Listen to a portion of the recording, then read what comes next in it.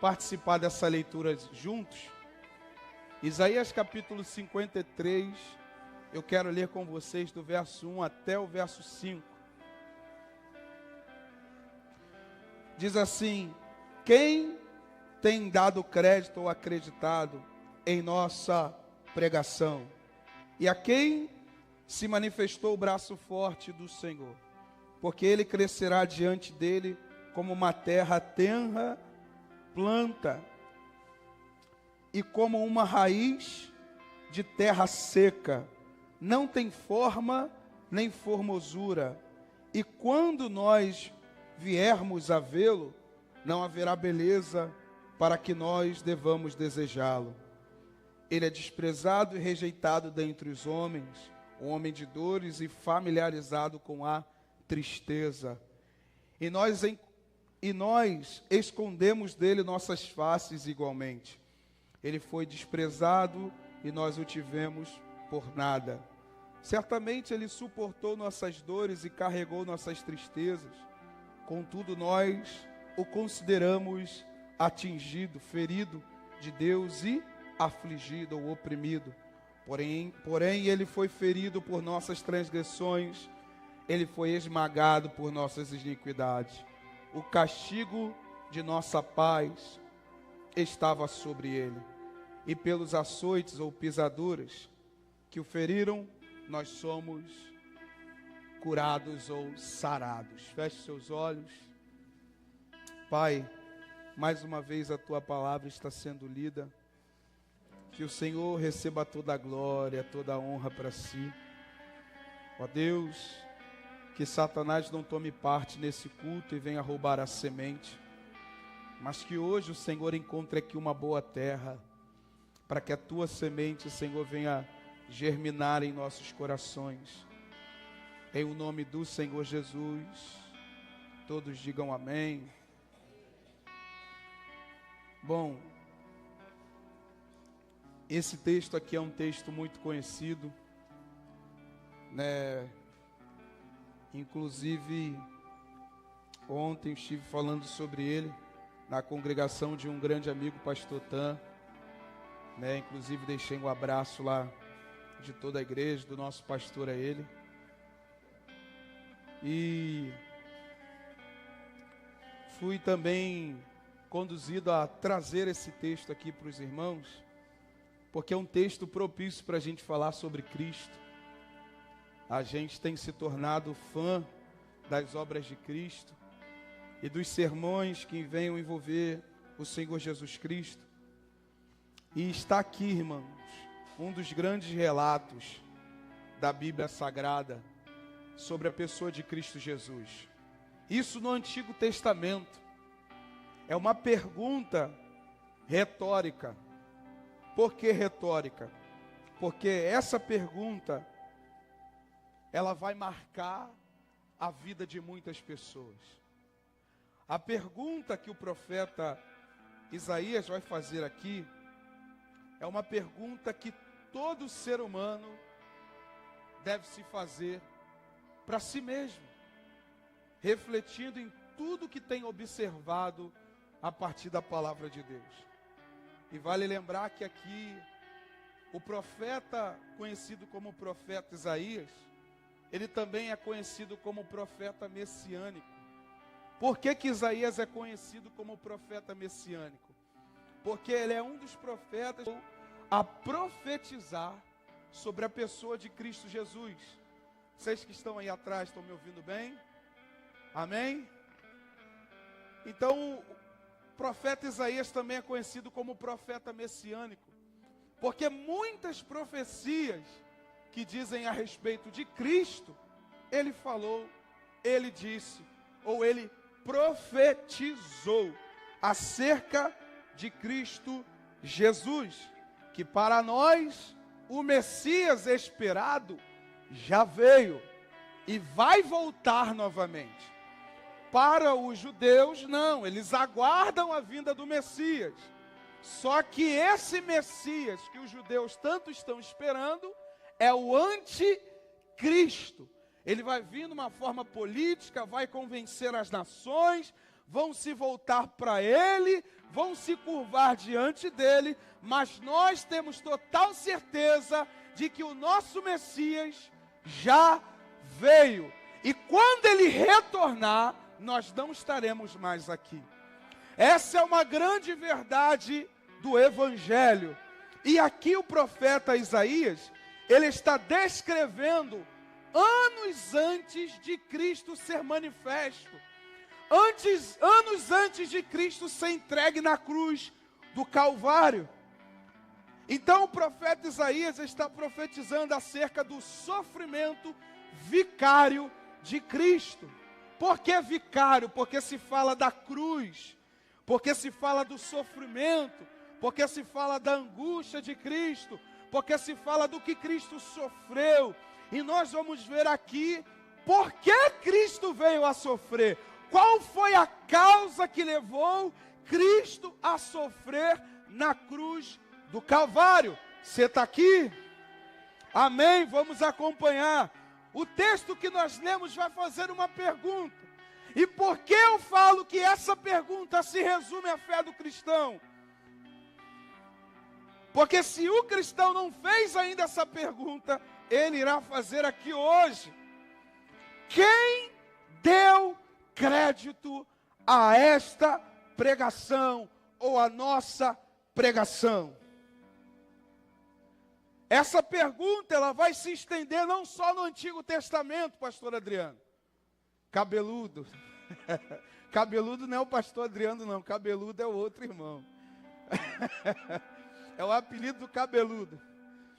Irmãos, quem tem dado crédito a essa pregação?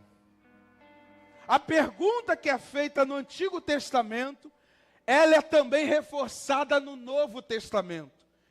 Quem tem dado crédito? Por que essa é a maior pergunta feita já na história, tanto no Antigo Testamento? Porque os anos vão se passando e essa pergunta continua de pé. Quem é que tem dado crédito?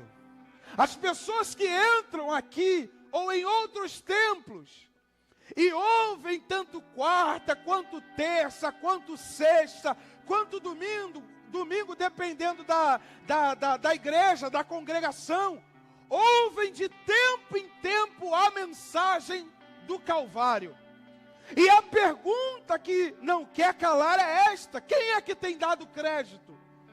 Porque, irmãos, o que valerá nós passarmos a nossa vida sendo convidados para estar num culto, passarmos a nossa vida ouvindo a respeito de Cristo Jesus, passarmos a nossa vida ouvindo a boa palavra do Evangelho, se no final a gente passou a nossa vida inteira sem ter dado crédito?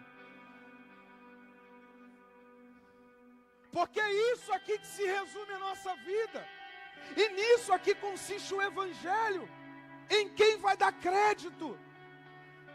Não é quantas vezes você ouviu sobre Cristo. Não é quantas vezes o seu amigo ou amiga convidou você para o templo. É quantas vezes você deu crédito à mensagem do Evangelho. Eu citei isso lá na congregação e eu vou citar aqui reforçando. Eu passei a minha vida com alguns amigos e até muitos que me carregaram para o Evangelho, que me conduziram até o batismo, que me conduziram à ceia, que me conduziram ao corpo eclesiástico, e a minha vida inteira eu os observei e hoje eu já não os vejo mais. Por que será? Porque essa pergunta não foi bem recapitulada na consciência deles. Talvez você entrou aqui e você já esteve na caminhada do Evangelho, ou você nunca esteve nessa caminhada, e essa pergunta hoje está servindo para você. Porque não vai importar naquele grande dia, essa desculpa não vai colar, que você foi muitas vezes um frequentante de culto, Que você muitas vezes foi à igreja e se deparou com as luzes, e se deparou com os louvores, e se deparou com as ornamentações. O que mais vai estar em choque naquele grande dia é quem deu crédito. Você tem dado crédito à mensagem do Evangelho?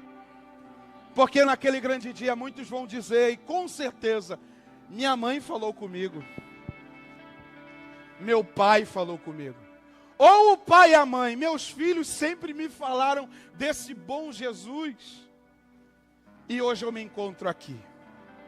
Porque, irmãos, não basta só ouvirmos a boa mensagem ou a boa pregação, precisamos acreditar. Eu vou de tempo em tempo reforçar isso aqui. Quem é que tem dado crédito? Porque há quem acredite que Deus, Ele se abra com todo mundo que se aproxima dEle. Só que a Bíblia não dá respaldo para isso. A Bíblia diz que todo aquele que se aproxima de Deus, no mínimo, é necessário que creia. Olha, irmãos, é necessário que creia que Ele existe e que é galardoador daqueles que o buscam. Então não basta só se aproximar de Deus, é preciso crer em Deus, é preciso crer no que está sendo pregado, é preciso crer no que está sendo falado. E quantos de nós já não tem mais dado crédito? Alguns já podem dizer, minha tataravó, meu tataravô sempre me disse, não vai acontecer nada, vai até o final com essa fé que você vai ver o resultado. Porque a pergunta que não quer calar é a crédito. Porque uma hora o Cristo voltará. E só vai subir aqueles que creram e se arrependeram dos seus pecados. Essa é a boa pergunta que devemos fazer. E a resposta que nós estamos tendo, ela é negativa. Por que essa resposta é negativa? Porque a gente vivencia diversos cultos, nós vivenciamos diversas reuniões, nós vivenciamos cultos de baixo até de muito poder, de muita graça, com boa mensagem. E quando se terminam os cultos, corações endurecidos e descrédito pela mensagem. Que céu nós iremos herdar se não acreditarmos na pessoa de Cristo Jesus através do Evangelho? Você está aqui? Quem tem dado crédito? Jesus, em Mateus capítulo 13, ele contou uma parábola. E aí os seus discípulos se aproximam dele e dizem, Senhor, por que o Senhor fala com a gente por parábolas? Jesus olha para eles e fala, porque a vocês foi dado o conhecimento a respeito do que está sendo falado, e o restante do povo? Olha Jesus falando, o restante do povo está à mercê da dureza do seu coração. Por que, Jesus? Ouviram de mau grado. O que é ouvir de mau grado? É fazer o que eu já fiz muitas vezes antes de eu me converter a Cristo Jesus. Sentava, ouvia e ia embora.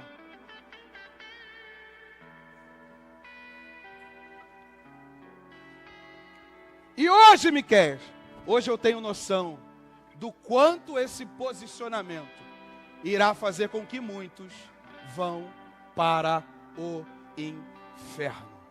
Talvez você fale, nossa, Miqueias, é dura essa mensagem. Não, dura não é a mensagem, duro vai ser para muitos naquele grande dia. Contarem, calcularem, porque o consciente não vai ser perdido.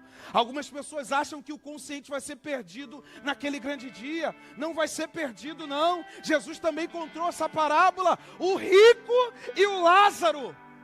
Eles estavam ambos no mesmo lugar, e o rico fazendo pouco caso do homem. De repente o cenário muda, e o rico está num lugar, e Lázaro está no outro. E a pergunta que não quer calar, será que ele deu crédito? porque esperou a morte chegar para depois de tudo acontecer dizer, era para eu ter me voltado, deixa eu voltar à minha vida e avisar meus familiares, não tem mais como voltar, não dá mais, quem foi para lá não volta. Ao homem foi ordenado morrer uma só vez, depois disso segue-se o juízo. Então quem tem dado crédito, parte da população no mundo não tem acreditado no Evangelho. Parte da população no mundo tem se tornado incrédulo.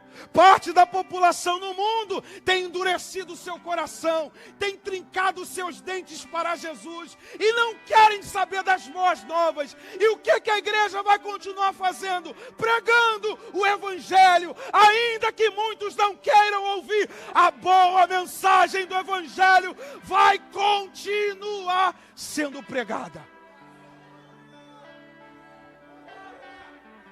Eu pensei que hoje seria o cartão da vitória. Eu pensei que hoje eu ia receber um cartão de crédito sem limite do céu. Não. Se nós não olharmos para a boa mensagem do Evangelho, que céu nós iremos trilhar, pastor Ivani e Raquel? Onde nós iremos chegar? Eu lembro da fala do John Piper. John Piper já é um pastor americano, um senhor, e ele disse assim, eu estou tão comprometido com essa verdade do Evangelho, ao ponto de se num dia eu estiver ministrando e um falso cristão estiver no meio, ele saia nesse dia, se sentindo um falso cristão. Falei, nossa, que forte. Ao ponto de um falso profeta identificar que ele é um falso profeta. Porque se eu entrar no templo e o sermão que estiver sendo pregado me confortar a viver no meu comodismo, em um falso cristianismo, eu não contribuí para a salvação de ninguém. Falei, meu Deus. Agora, se eles ouviram a boa mensagem, trincaram, incharam-se e se sentiram um cristão inútil, eu cumpri o meu ofício, porque pelo menos eu não serei um réu, eu não vou burlar ninguém, eu não vou enganar ninguém. A boa mensagem continua sendo Cristo em vós, a esperança da glória, e nada mais, irmãos. Mas Cristo está sendo colocado de lado. Cristo é mais do que um pacote de pipoca do cinema. Cristo já não está mais valendo como uma série do cinema. Cristo já não está tendo mais nenhuma significância ou importância. E a gente vai vivendo. E o nível de incredulidade vai crescendo. E a pergunta que não quer calar é: quem tem dado crédito? Você pode perguntar para uma ou duas pessoas: você deu crédito à pregação do Evangelho? João capítulo 12, verso 38, para que se cumprisse a palavra da profecia de Isaías, que diz: Senhor, quem creu na nossa pregação? E a quem foi revelado o braço do Senhor? Aí quando só para a gente contextualizar, Romanos capítulo 10, verso 16, mas nem todos têm obedecido ao Evangelho. Olha como é que as coisas vão começando a mexer com a gente. Romanos capítulo 10, verso 16.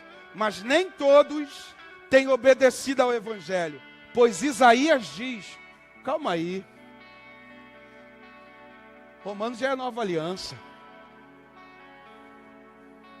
A mesma mensagem que estava no Antigo Testamento, quem tem obedecido ao Evangelho? Quem tem seguido o Evangelho? Quem tem acreditado na pregação do Evangelho? Porque tudo vai se resumir a isso. Passa-se tempo em tempo, e o que a gente vai precisar refletir? É nessa mensagem. Será que eu tenho acreditado? Porque agora na nova aliança, crer no Evangelho é obedecer o Evangelho. Você percebe que a fala mudou? Então não é somente crer em si. Tem que crer a nível de obediência. O Evangelho ele tem que ser acreditado ao nível de mudar a nossa vida. De eu olhar para o Miqueias que antes tinha um baseado na boca e agora não quer mais. De eu olhar para o Miqueias que antes se embriagava nas noites. Embriagar. Essa é a fé que Cristo espera de nós. Como eu dei crédito à boa mensagem, aquilo que eu fazia, eu não faço mais. As amizades que eu tinha, eu não tenho mais. Os lugares que eu frequentava, não frequento mais. Porque eu dei crédito à boa mensagem do Evangelho. Você tem dado crédito? Porque alguns estão confundindo o culto com show. E num show tem muito entretenimento, mas não tem a verdade do Evangelho. Porque depois que o show acaba, não muda a vida de ninguém. Você está aqui? E qual é o problema de nos tornarmos incrédulos? É que Satanás está no domínio da nossa vida. Segunda carta de Paulo aos Coríntios, capítulo 4, versículo 4. Nos quais o Deus deste século cegou os entendimentos dos incrédulos, para que lhes não resplandeça a luz do Evangelho, da glória de Cristo, que é a imagem de Deus. Quem está ganhando com a incredulidade? Satanás.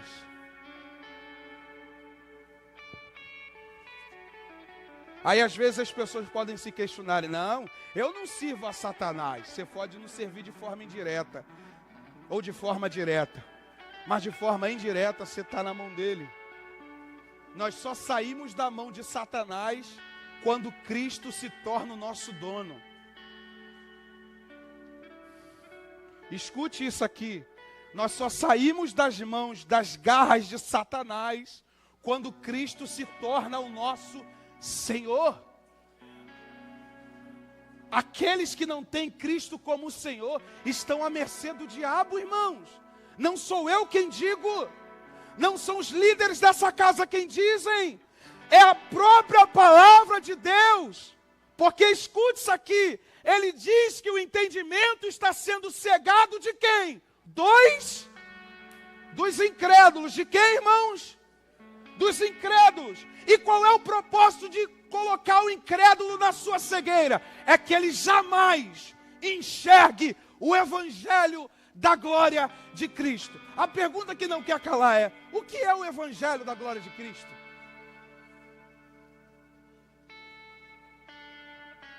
Vamos ver aonde Satanás está interessado em nos manter incrédulos. O que é o Evangelho da glória de Cristo? Se não as boas novas que foi apresentada, a própria imagem do Cristo, a própria imagem de Deus revelada em Cristo Jesus, aquilo que foi professado da boca de Cristo Jesus. Olha o que Satanás está interessado. Satanás não quer que você ouça o Evangelho. Satanás está interessado em me tirar do culto, o templo? Não, irmãos, isso é fichinha para ele. Satanás está querendo me impedir. Diminuiu? Amém. Estão me ouvindo agora melhor? Subi. É muita tecnologia para mim.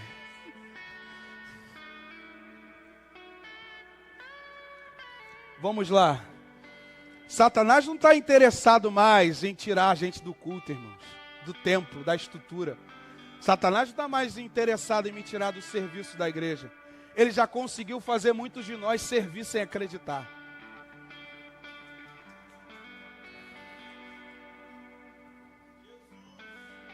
Ele está interessado em fazer a gente estar cego para o Evangelho da glória de Cristo. Ele quer que a gente entre e nem ouça o que está sendo pregado, irmãos. E há quem ache que Satanás está interessado que a gente não venha bonito, cheiroso para o culto. Isso aí, irmão, não interessa para ele mesmo, não. Ele está interessado é na hora que a palavra está sendo pregada, se a gente vai dar crédito ou não. Porque o que vai mudar a nossa vida não é a estrutura vai ficar. Não vai ficar pedra sobre pedra. O que vai resultar na nossa vida é o tanto que a gente deu crédito à boa mensagem do Evangelho. E eu te pergunto mais uma vez, você tem dado crédito?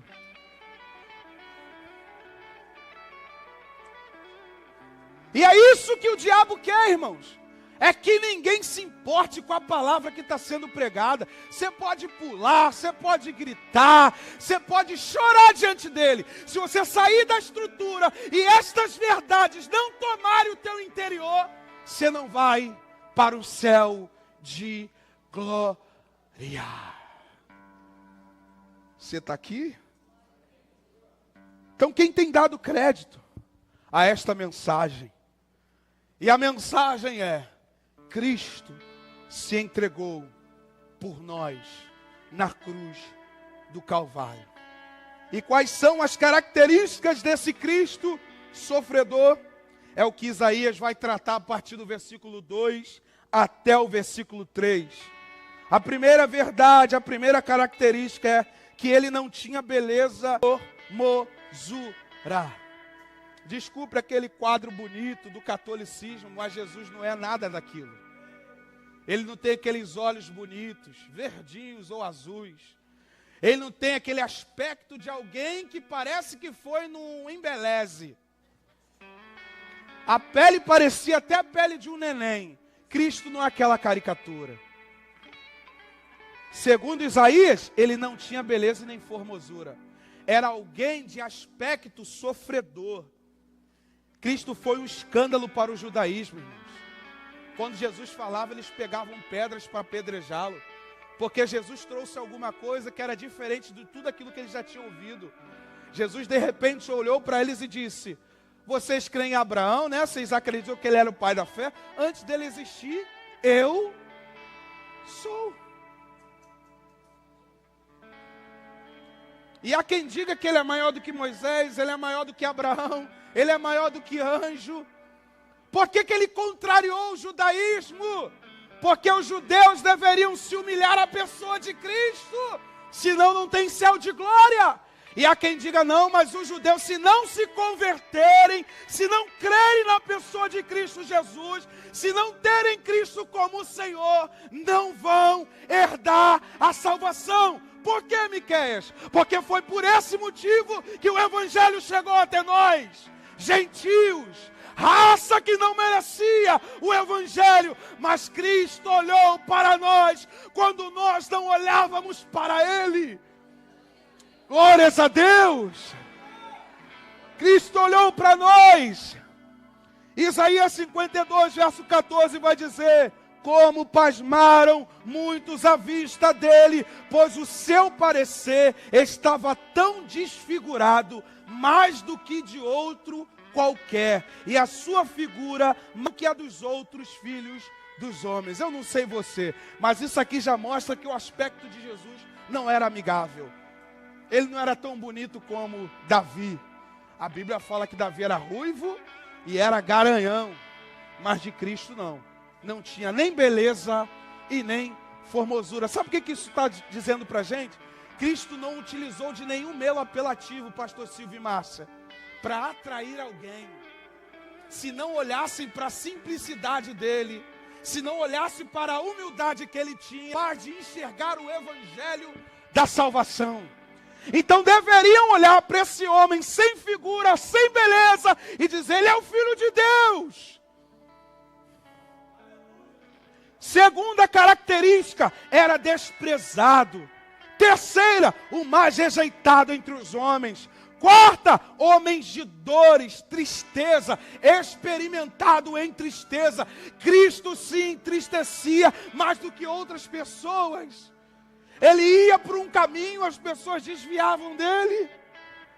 Você está aqui. Quinta, experimentado nos sofrimentos. Se tinha um ser naquele tempo que poderia falar de sofrimento, e hoje a gente pode se embasar, é a pessoa de Cristo Jesus. Ele era um homem de muito sofrimento.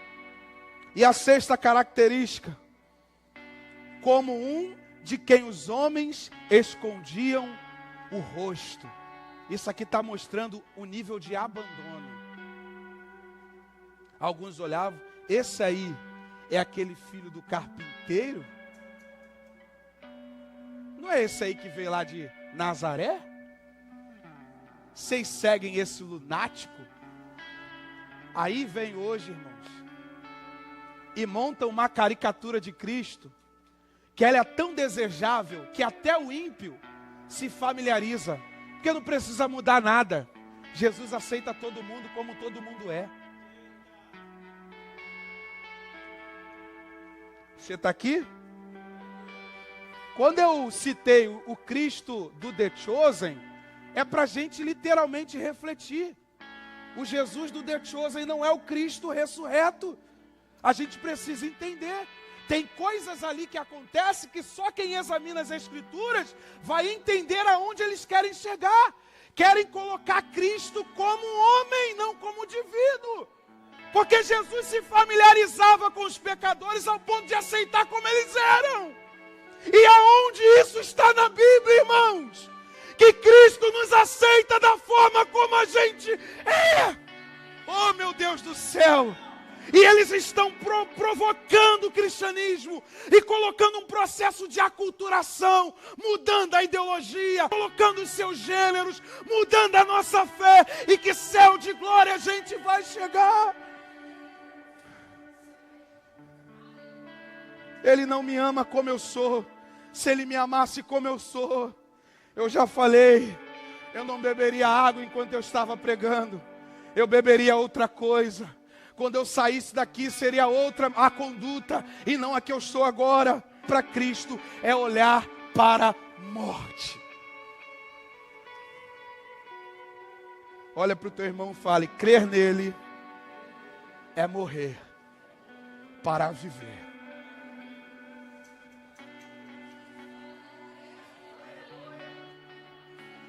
Eu não quero esse evangelho, não, você não tem que querer. Eu peço o Espírito Santo para que convença você. Porque a gente não tem poder de convencer ninguém.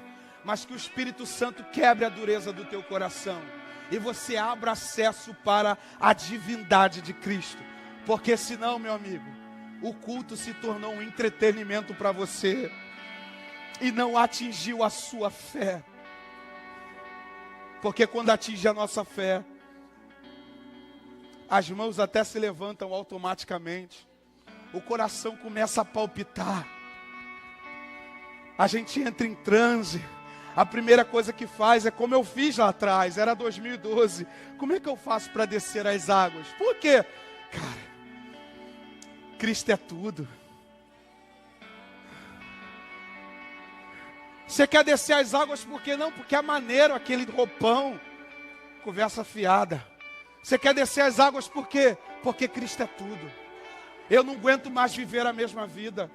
Eu não aguento mais viver as mesmas prostituições do século. Eu quero mudar de vida. Isso é cristianismo.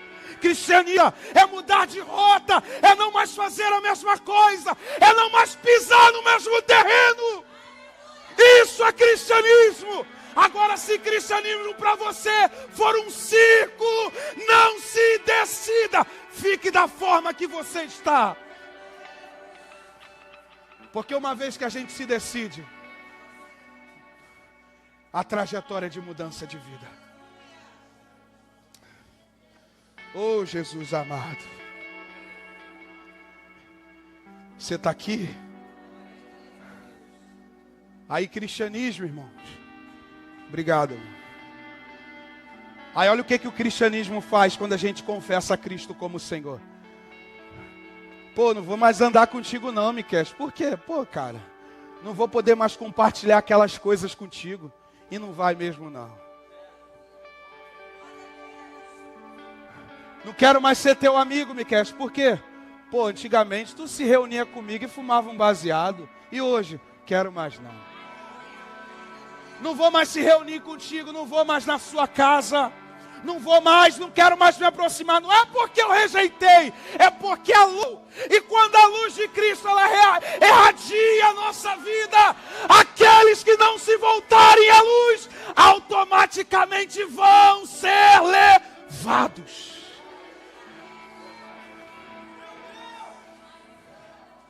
Jesus mesmo disse, não tem como pegar uma luz e esconder debaixo do alqueire ou da mesa. Antes você tem que colocar no centro da mesa. Aleluia! Aleluia! Aleluia! É você chegar no ambiente e o ambiente está iluminado. Se essa conversa, porque chegou alguém diferente no lugar. Ô cara, muda a conversa, ela chegou, ele chegou. Muda o assunto, porque o assunto não convém a eles. O Evangelho faz isso.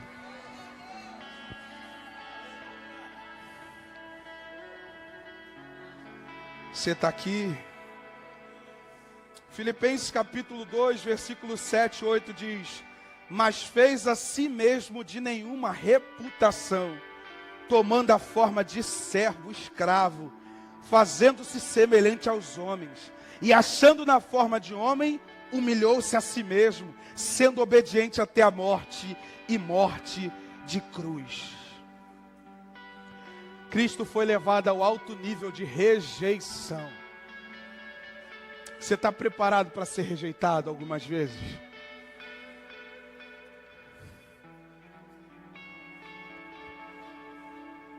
Cristo foi rejeitado.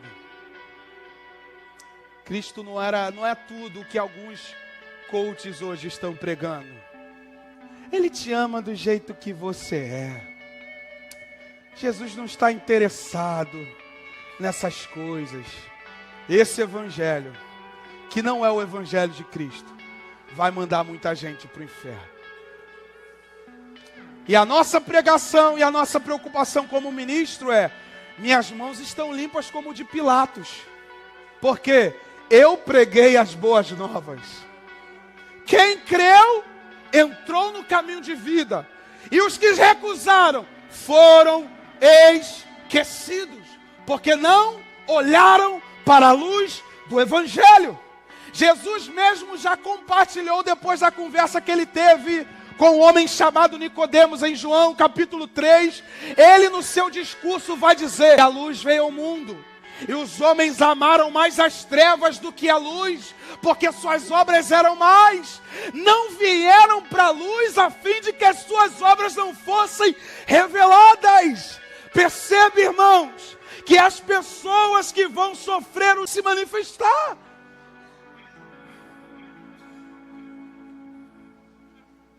Quantos aqui gostariam de sofrer a ira de Deus? Quantos? Agora, quantos não gostariam de sofrer a ira de Deus? Quantos não gostariam? Eu não quero, Miqueias, a ira de Deus. Você percebe a dificuldade até para a gente brincar sobre isso aqui?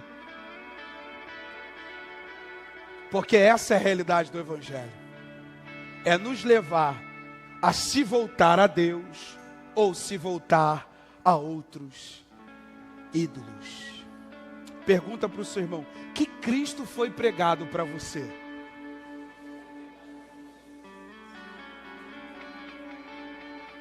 É o Jesus da novela? É o Jesus da série? Ou é o Cristo das Escrituras? Há quem nem abra mais a Bíblia, irmão. Já até foi terceirizada. Detioso está melhor. Está pregando mais o Evangelho do que a palavra.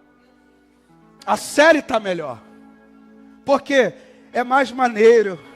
Se é que tem essa fala, mais maneiro. É melhor. Porque me permite ficar no conforto que eu quero. Não preciso renunciar mais a amizades. Continuo consumindo pornografia. continuo praticando práticas ilícitas, continuo no caminho de fornicação, continuo nos adultérios, e adultério não só de um homem trair a esposa ou a mulher ao homem, traição também com outros ídolos, pode ser um time de futebol, pode ser qualquer outro tipo de coisa, se colocou-se como nível de ídolo, é adultério perante o Senhor. Então é melhor a gente pegar um Cristo que não venha em colocar sobre nós uma mudança de vida, do que aquele Cristo que exige uma mudança a partir do seu evangelho. Aleluia! Você pode dar um glória a Deus? Com muito temor e tremor, irmãos.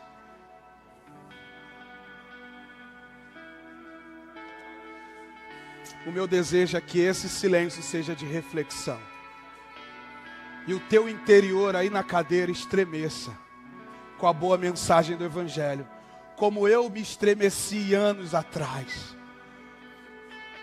Estou temeroso de abandonar essa fé e tenho que dar continuidade.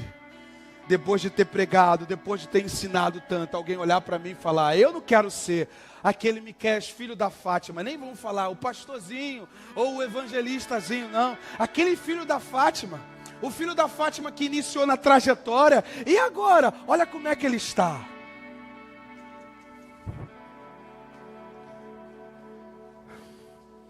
Isso é que é o meu temor, irmãos. E graças a Deus eu ando ao lado de homens e mulheres que têm a mesma narrativa que eu. Qual, Miqueias? Eu prefiro descer à sepultura do que ser taxado como um ridículo no Evangelho. Eu prefiro morrer, ser levado por Deus, do que ser taxado como alguém escandaloso. Porque a própria Bíblia vai dizer: ai daquele por quem vem o escândalo. Melhor é morrer, irmãos. Melhor é Deus colocar uma enfermidade incurável e eu ser levado, do que eu trilhar por um caminho de perdição. Porque essa é a radicalidade que Deus tem para nós. Eu já sei que Cristo morreu pela minha vida e eu não tenho mais nada a perder nesse mundo. Você está disposto?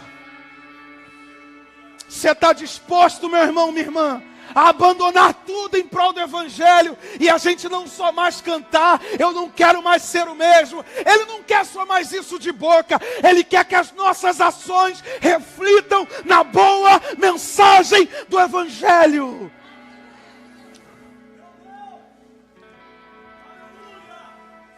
Oh, glórias a Deus. E por quem ele sofreu, Miqueias?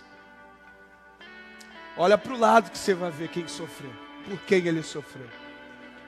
Nós estávamos lá, na cruz do Calvário. Cada um de nós estava lá. Ele foi ferido e moído pelas nossas transgressões e iniquidade. Aí talvez alguém vai falar: quais, Miqueias?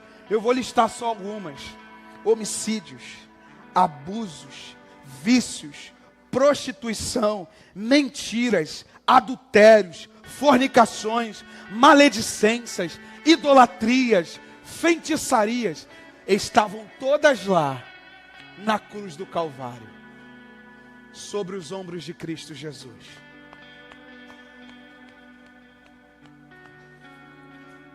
Eu nem tinha nascido para me embriagar e a embriaguez já estava lá. Eu nem sofri o assédio da prostituição e a prostituição já estava lá no Calvário. Há muitos anos atrás, 2000 anos pelo menos, Cristo já havia morrido pelo seu e pelo meu, pelo nosso pecado. Nossos pecados estavam na cruz do Calvário.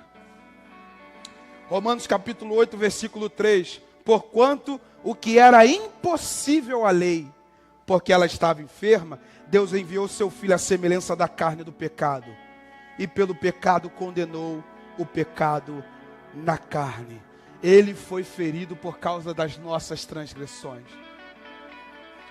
Todas as vezes que você for tentado a transgredir com qualquer outra coisa, qualquer tipo de pecado, lembre que Cristo está sendo machucado e constrangido. Porque foi essa sensação que Cristo teve quando os nossos pecados estavam sobre Ele. Então, todas as vezes que você estiver tentado a um pecado, lembre que Cristo sofreu em nosso lugar. Ele foi castigado para que tivéssemos paz. Por isso Cristo é o agente da reconciliação. Por que reconciliação? Já falei isso aqui uma vez e vou reforçar. Reconciliar é estabelecer a paz entre duas partes que estavam em conflito. Deus não estava em paz com a gente.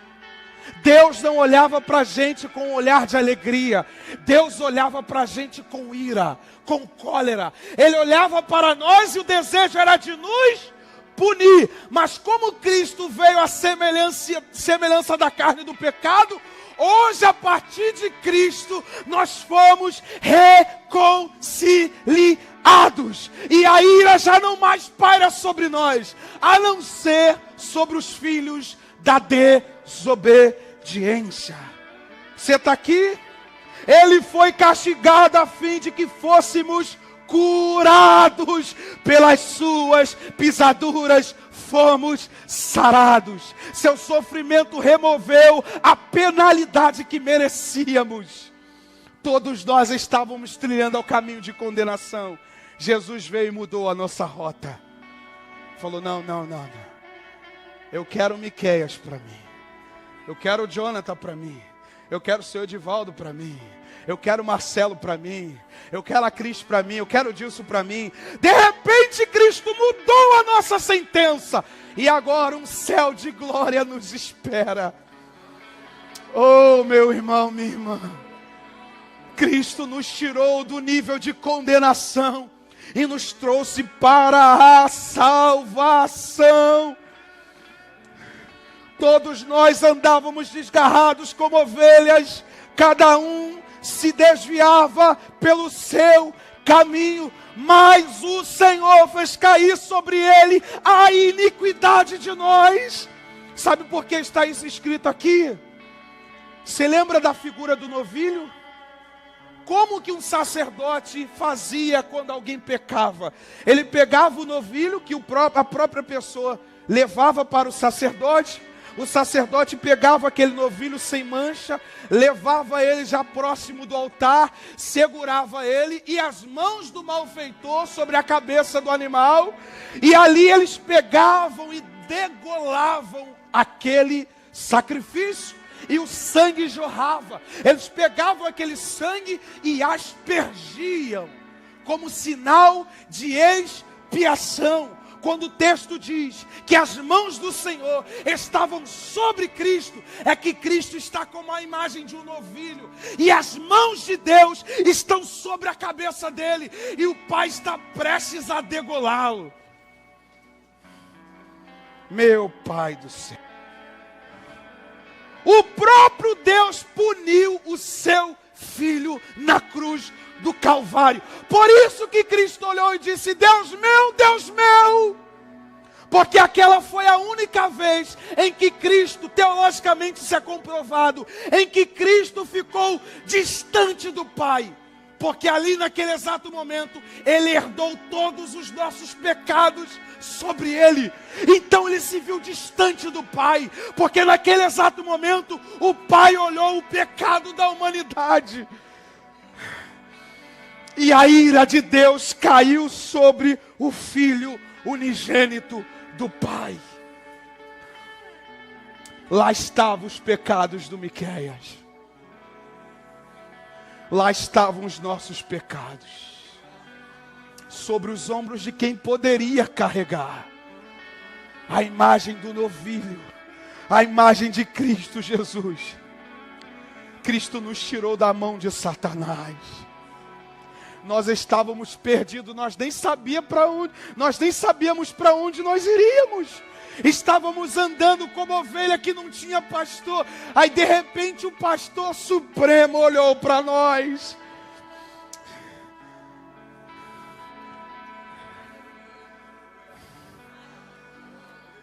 Eu quero te levar a refletir nisso. O bom pastor só veio por causa de você. O bom pastor só veio por causa de nós. Ele sofreu toda a penalidade. Era como se Cristo dissesse: Pai, me deixa morrer no lugar deles, porque eu quero as almas deles para mim.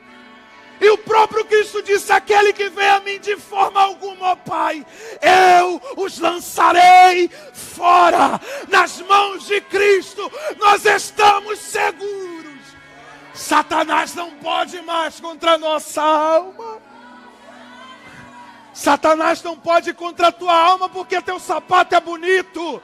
Satanás não pode contra a tua alma por causa da fé da sua mãe ou de um parente. Ele não pode, é por causa do sangue do Cordeiro de Cristo Jesus. Aleluia. Emaiaçotequia. Ele não pode porque ele olha o sangue do Cordeiro. Como se ele olhasse: eu não vou mais nessa família, porque lá tem o sangue. Eu até tentei me aproximar da família do Evanim, mas tem o sangue lá. Eu até tentei passar na casa do Allen, mas eu olhei o sangue lá. Eu até tentei passar na vida do Marcelo, mas o sangue estava lá. É o sangue do Cordeiro de Deus que tira o pecado do mundo. É o sangue dele. Fala para o teu irmão: não despreze o sangue dele. Sangue do Cordeiro. Era para você estar jogado, era para você estar morto, mas o sangue de Cristo chegou primeiro. Aleluia. Ei, maiaçote que amaiaçorere.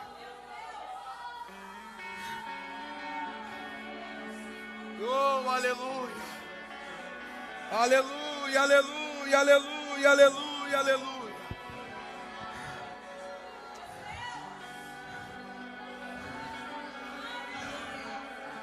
Satanás não teme a nossa Bíblia debaixo do braço. Ele teme a marca na nossa testa. Ele teme o sangue que jorrou sobre a nossa vida. Aquele que é de Deus, o maligno não toca.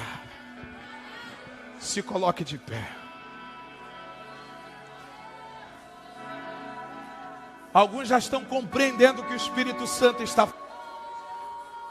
Eu acabei de expor a ceia do Senhor para você.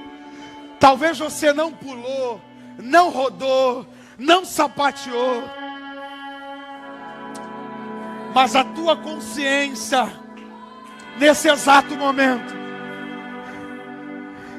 está cobrando de você agora: meu sangue foi pela tua alma.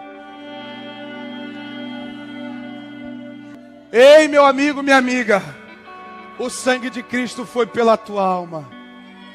Nós estamos endividados.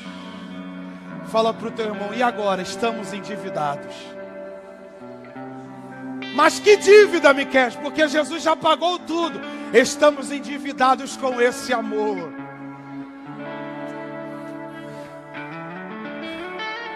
Eu quero convidar o primeiro corajoso ou corajosa para se reconciliar. Existe alguém aí corajoso? Miqueias, eu estava distante, mas hoje a mensagem do Evangelho falou comigo. Vem aqui à frente, deixe-me orar pela tua vida.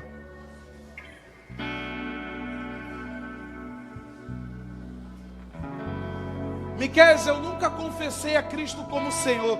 O que eu faço? Vem aqui à frente, deixe nós orarmos pela sua vida.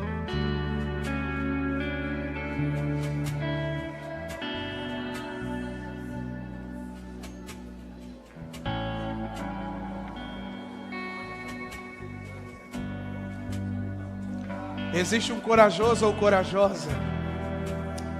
Eu não vou insistir, que o Espírito Santo possa tocar o teu coração.